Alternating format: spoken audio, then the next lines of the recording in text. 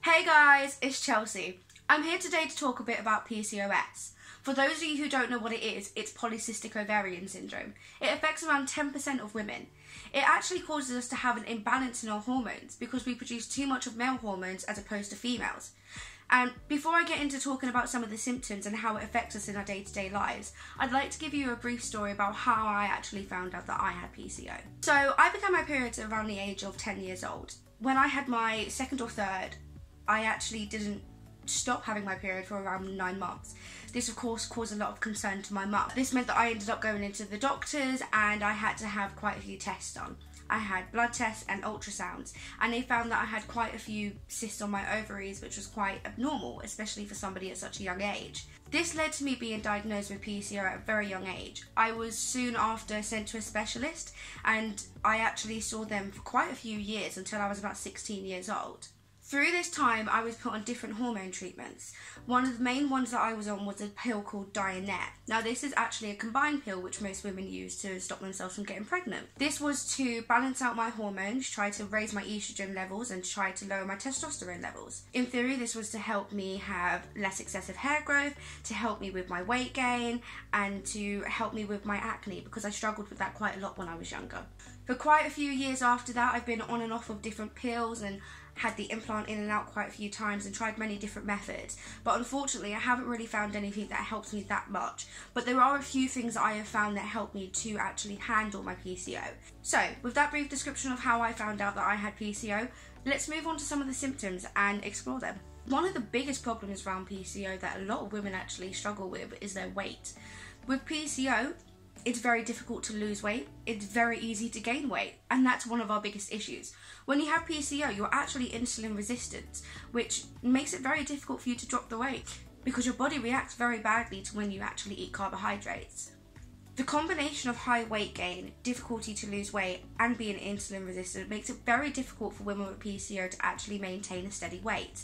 So when we talk about imbalances in our hormones and we produce too much male hormones compared to female hormones, this is one of the main factors that actually adds to our excessive hair growth. Now, this is one of the things that I struggle with the most, and I have to do hair removals quite often, and it is very frustrating, and it can quite often do a lot of damage to my skin. So some of the places that we do get this hair, unfortunately, is actually on our face, which is usually the thing that women most struggle with, and it can actually deteriorate our self-confidence quite a lot. I know it affects me personally. I have to do hair removal, and also I must shave my arms because if I don't, my arms are hairier than my fiance's, which is not very nice. There are many different things that women do to actually get rid of this hair. Some women use wax, some women thread, tweeze, hair removal cream, laser removal surgery. Some even have their own hair laser removals. I actually had one of these myself. It was a no-no. I bought it from Argos for myself as a treat because I've been wanting it for years, and unfortunately it didn't actually do anything for me. Some of us women just have really coarse hair and it just doesn't do the job. This is why I find that hair removal creams are the best things that work for me. With excessive hair growth, we don't just get it in our faces. Unfortunately, we get it everywhere. We get it on our hands, our feet, our backs.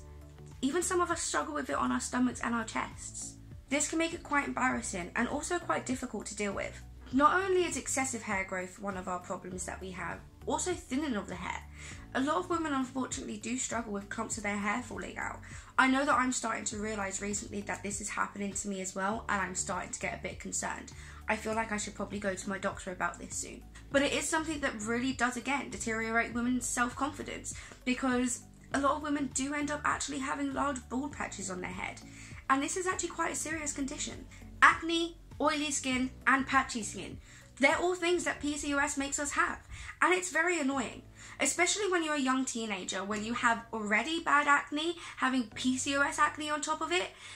It's a nightmare, and a lot of women get bullied about it, and it's very sad because people don't understand that it's something that we can't control. Now, irregular periods. This is one of the worst things that I find personally for PCO. This is because not only does it make it very difficult to know where you are in your cycle, predict when you're going to be on your period, but it also makes it very difficult for you to conceive.